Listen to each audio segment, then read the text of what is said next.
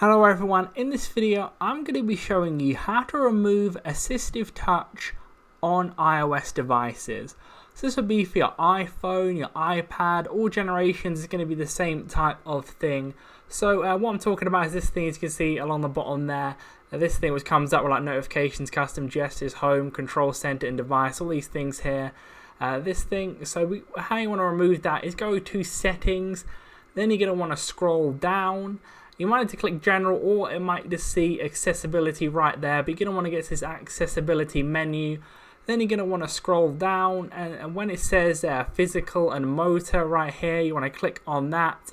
Then it will say assistive touch right here, it will be on. You're going to want to click it and make sure that green one at the top right there is turned to white just by clicking it, and then that's when you know the accessibility touch is gone because you won't be able to see it on screen anymore. So hopefully that did help you out. If it did, leave a like on the video, subscribe for more videos like this, click on screen to see my how-to videos on the iPhone. But that's it for now, I'll see you in the next video.